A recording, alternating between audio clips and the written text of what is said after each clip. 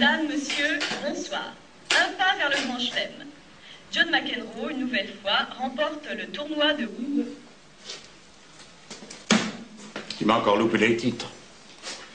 Je te demande pourtant pas grand-chose, m'enregistrer le journal quand j'ai conseil d'administration.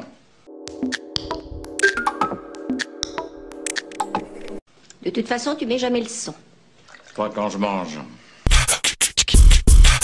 Jeudi 20 janvier, le comité Jadot-Bergerac Sud Dordogne a accueilli le comité Jadot-Périgord-Noir pour une journée sous le signe de la mobilité.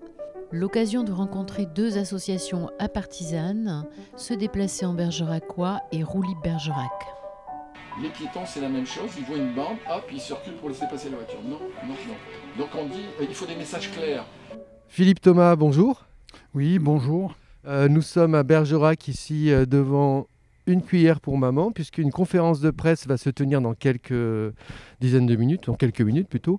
Conférence de presse qui vise à faire connaître et à mobiliser un peu les comités de campagne pour les futures présidentielles. Pour un candidat, je pense que ceux qui sont assez attentifs verront quel candidat il s'agit, puisque vous avez un badge Europe Écologie Les Verts, donc c'est Yannick Jadot.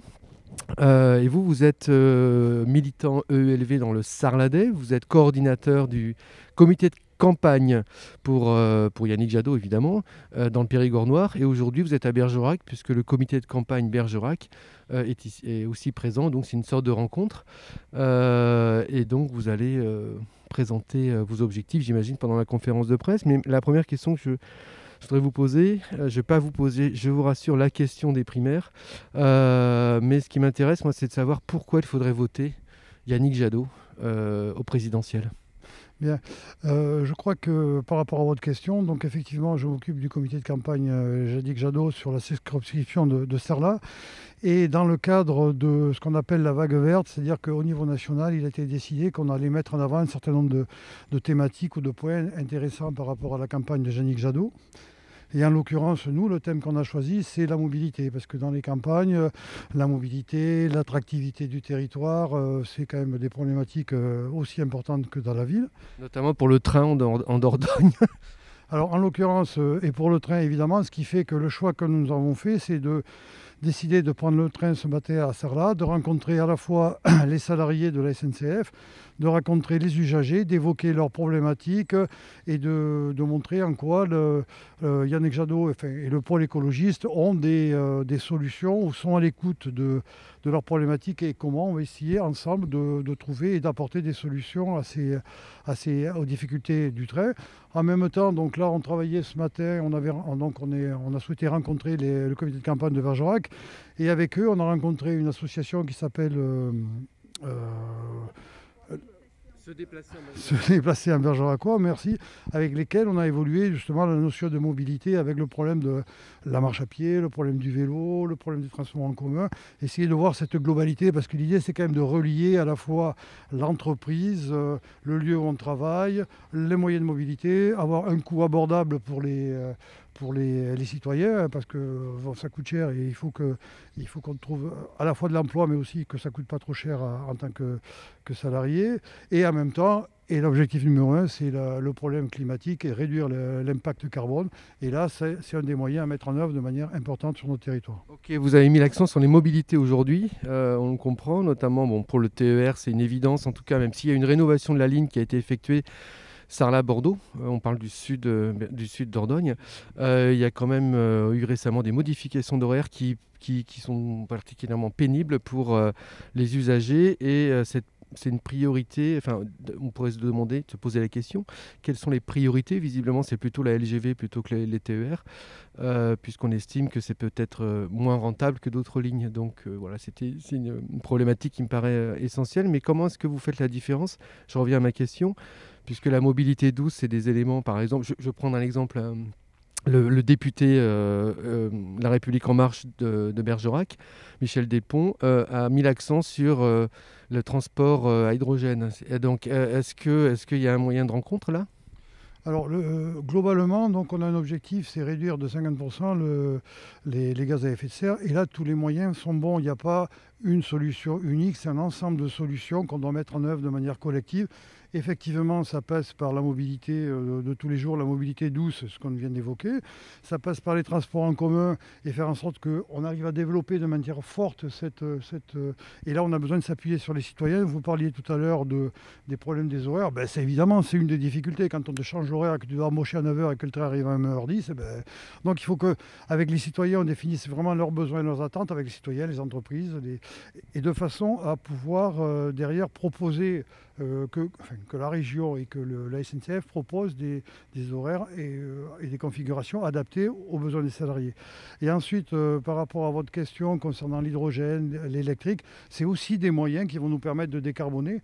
Et aussi un moyen important, et dans lequel le programme Jadot est quand même pertinent, c'est qu'il faut mettre de l'argent sur la recherche pour justement limiter aussi derrière les impacts par rapport aux besoins qu'on va avoir par rapport à ces nouvelles technologies, et de façon à pouvoir les développer. Et l'hydrogène, ça en fait évidemment partie de ces objectifs-là. D'accord. Quelles seraient plus précisément, parce que quand on parle des TER, c'est plutôt des compétences de la région, donc là on est à l'échelle nationale pour les présidentielles. Quelles sont les priorités pour vous, j'allais dire, dans le cadre de ce qu'on appelle le nouveau régime climatique, et c'est les défis auxquels on est confronté dans le cadre du nouveau régime climatique? Quelles sont les priorités et quels sont les points du programme de Yannick Jadot qui vous paraît essentiel et qui seraient des raisons qui pousseraient les citoyens à voter pour lui? Alors, écoutez, je vais rester sur le thème qu'on évoque aujourd'hui parce que c'est quand même notre priorité. Donc, on a parlé de la rénovation de lignes, on a parlé d'améliorer le matériel qui circule, on a parlé de disponibilité, d'horaire, de tarifs aussi pour les citoyens pour que ce soit le moins cher possible.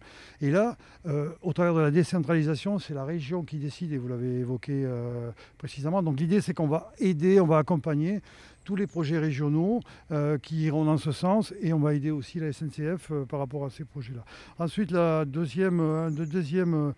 deuxième élément, ça concerne les notions de tarification. Il faut aussi que ce soit pour le citoyen le moins cher possible. Et je sais que la SNCF fait déjà des efforts dans ce sens-là, et on veut aller sans doute encore plus loin vers des systèmes de gratuité.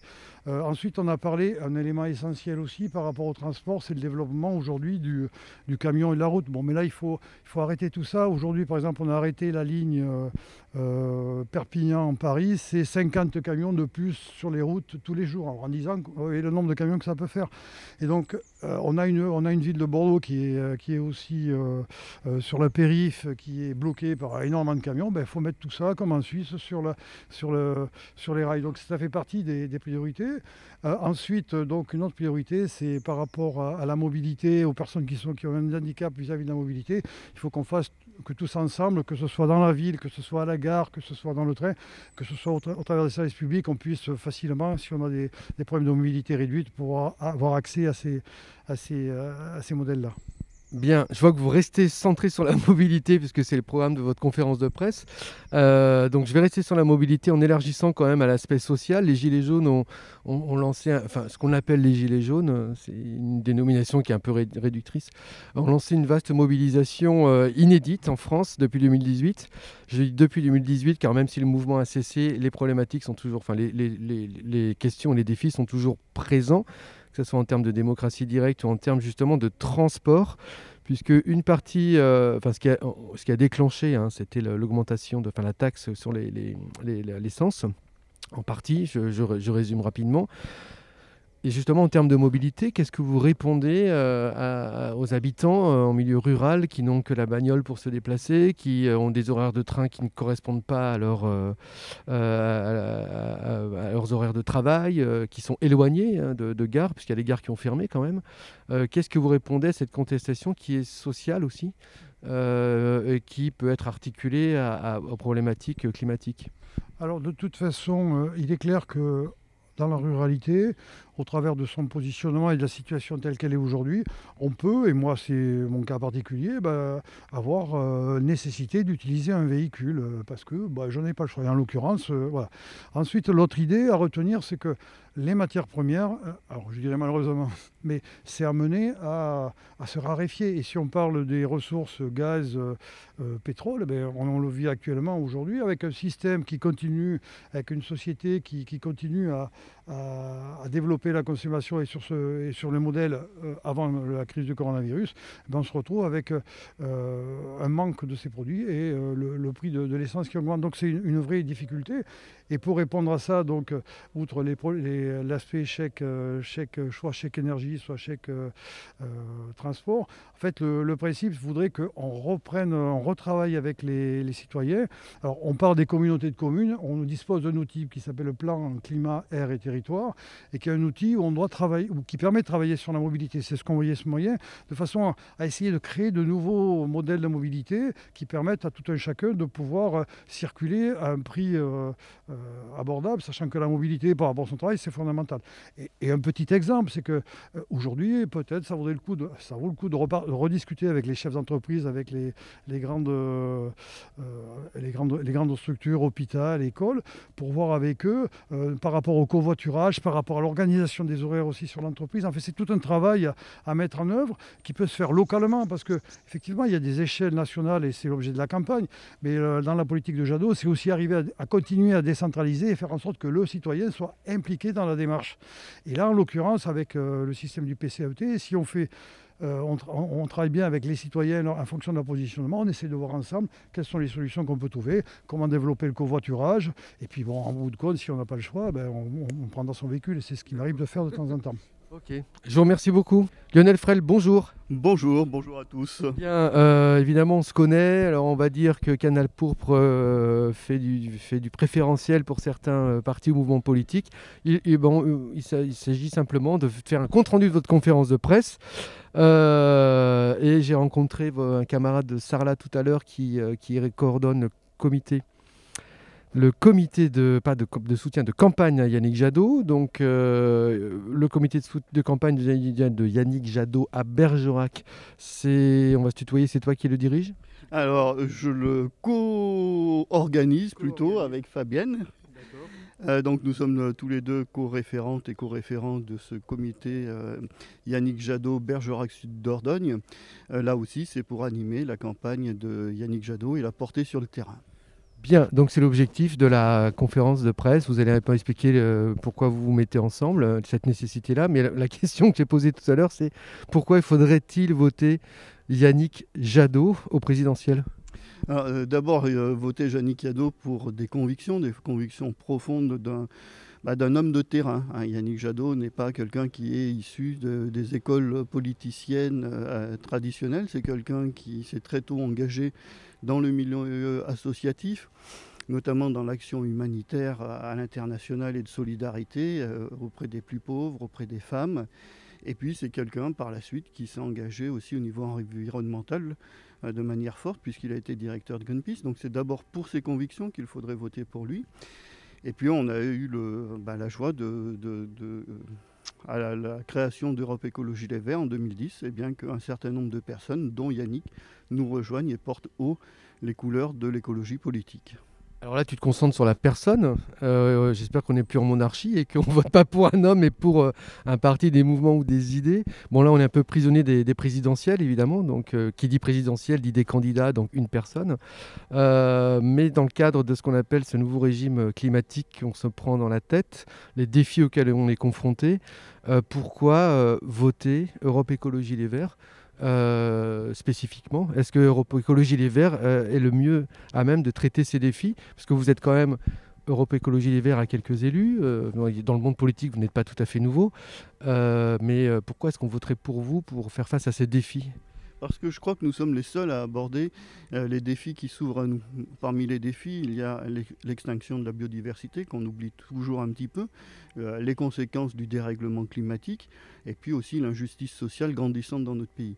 Et sur ces trois thématiques, c'est de cette façon, par ces trois entrées, que nous abordons chaque proposition qui est portée au sein de notre programme et du programme de Yannick Jadot pour la présidentielle. Je prends un exemple, développer les transports en commun par exemple.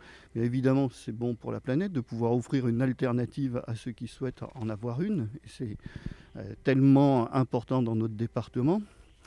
C'est donc bon pour la planète, mais c'est aussi bon parce que, au vu du coût, par exemple, du gazole et des autres carburants à l'heure actuelle, eh bien, proposer une alternative, c'est aussi une réponse de pouvoir d'achat que nous pouvons offrir aux personnes qui peuvent avoir donc une alternative au déplacement et à ces coûts qui sont toujours plus importants. Bien, je posais une question à Fabienne Lafont. Donc Fabienne Lafont, vous connaissez un peu à Bergerac. Vous étiez, alors je ne sais plus, mais en tout cas, il n'y a pas si longtemps que ça, à Génération S. Maintenant, vous êtes donc militante élevée, c'est ça? Bon, on ne va pas revenir sur ce passage, mais une question, peut-être une ultime question. Dans un ouvrage récent, un auteur philosophe français disait que l'écologie politique faisait, je résume, ou faisait peur, ou faisait bâiller d'ennui. Et il préconisait peut-être de prendre les choses différemment, en tout cas pour les mouvements ou les partis écolos. Comment est-ce que vous pensez éviter soit l'ennui profond que suscite, sans doute lié au malaise qu'on se prend dans la tête, ou la frayeur face au réchauffement qui s'annonce. Vous êtes nouvellement engagé dans Europe Écologie Les Verts, et justement, comment vous pensez vous y prendre pour convaincre, en tout cas pour essayer d'amener les citoyens à adhérer à ce que vous proposez? Enfin, je suis nouvellement engagée, mais je suis depuis 2008, j'étais coopératrice chez Les Verts et depuis toujours, j'ai sentiment écolo. Ce qui m'a convaincue à Génération, c'était le projet présidentiel qui était en fait très, très courageux et ambitieux pour l'écologie. Ensuite, j'ai adhéré à ELV, puisque c'est quand même là que ça se passe, qu'on n'a plus à convaincre, mais qu'on a maintenant à se mettre au travail, si vous voulez. Donc, comment on fait? On a maintenant, grâce à tout le travail des écologistes depuis des années, on a des programmes qui sont prêts. On a un récit qui est ambitieux et qui est enthousiasmant maintenant, puisque l'écologie, c'est pas... Enthousiasmant, mais c'est on parle d'aspect anxiogène. Il y a une enquête parmi les jeunes qui sont un peu flippés par ce qui se passe. Donc enthousiasmant, mais peut-être aussi radicalement anxiogène. Le réchauffement. Ce qui est anxiogène, c'est ce qui est en train de se passer. Ce qui est anxiogène, c'est qu'ils ne savent pas comment... Parce qu'on n'entend pas ce discours écolo. Donc, en fait... il est très ambitieux, mais il est très enthousiasmant parce qu'il apporte de l'emploi, il apporte la sécurité, que ce soit sur le plan national, international, voilà, à tous les niveaux sur la planète, pour qu'on réduise ce réchauffement. C'est des solutions au lieu qu'on se préoccupe du grand remplacement, préoccupons-nous du grand réchauffement. Très bien. Vous voulez ajouter quelque chose? Peut-être qu'on ne va pas filmer l'intégralité de la conférence de presse. Peut-être simplement un mot pour compléter ce que vient de dire Fabienne. Nous, ce qu'on a envie de porter, c'est une écologie de la convivialité. Il y a beaucoup de convivialité dans l'écologie. Développer par exemple les transports doux, les transports cyclables, eh bien, il n'y a qu'à voir les cyclistes quand ils se croisent, ils se font toujours un signe. Il y a des moments de convivialité, il y a des échanges qu'on n'a pas, par exemple, lorsqu'on est enfermé entre les quatre murs de notre véhicule personnel. Proposer plus de démocratie participative, aller plus vers les citoyens, leur demander en amont des prises de décision ce qu'ils souhaitent. Là aussi, c'est mettre plus de convivialité, de participation au sein de la société. Et c'est de ce côté-là qui peut être enthousiasmant dans l'écologie.